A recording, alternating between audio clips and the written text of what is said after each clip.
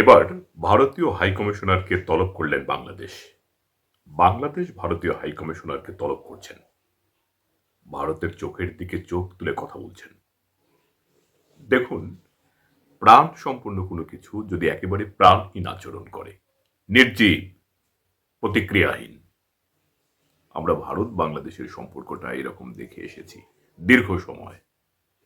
বিশেষ করে সীমান্তে, বাংলাদেশ ভারত সীমান্তে বাংলাদেশের নিরীহ মানুষগুলো যখন হত্যাকাণ্ডের শিকার হয় বিএসএফ কর্তৃক, ভারতীয় বিএসএফ কর্তৃক যখন সীমান্তে সাধারণ মানুষ মারা যায়, ফেলানির লাশ কাঁটাতারের বেড়ায় ঝুলে থাকা বিষয়গুলো আপনাদের মনে আছে।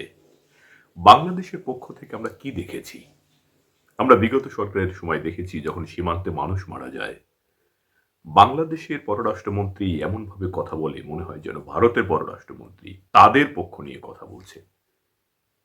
সেই বাংলাদেশ আজকে ভারতীয় হাইকমিশনকে তলব করল। অনেকেই বলেন যে আপনার শক্তি থাক বা না থাক, আপনি যে প্রাণ আছে মাঝে মধ্যে সেটাও বোঝাতে হয়। অর্থাৎ আপনি পারেন বা না পারেন, দুই একবার একটু ফোঁস করে ওঠার প্রয়োজন থাকে, তাহলে মানুষ বুঝতে পারে যে তার প্রাণটা আছে।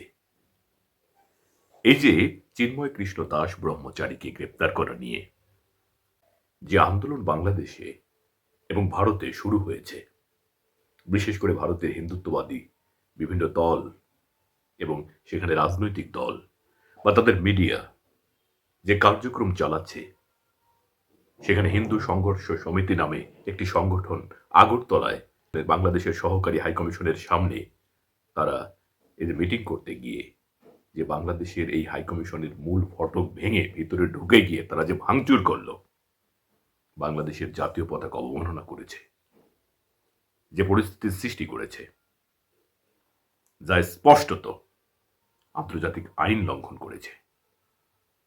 Vienna convention on diplomatic relation 1961 আন্তর্জাতিক আইন লঙ্ঘন করেছে। এর জন্য ভারত অবশ্য দুঃখ প্রকাশ করেছে এবং আইন শৃঙ্খলা রক্ষার ক্ষেত্রে যারা নিয়োজিত ছিলেন তাদের কাউকে কাউকে ট্রান্সফার করেছেন। বাংলাদেশ এই ঘটনার প্রতিক্রিয়ায় তারা কি করল? ভারতীয় হাইকমিশনারকে তলব করেছে।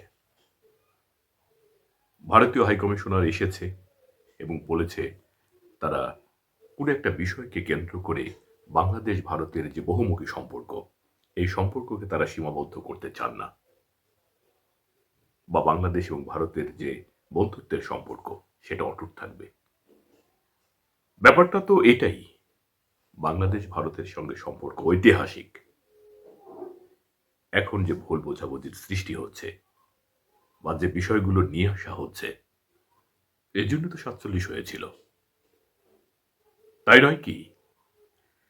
এখন কথাটা হলো, প্রাণ সম্পন্ন কোনো কিছুর প্রাণহীন হয়ে থাকার সুযোগ নেই।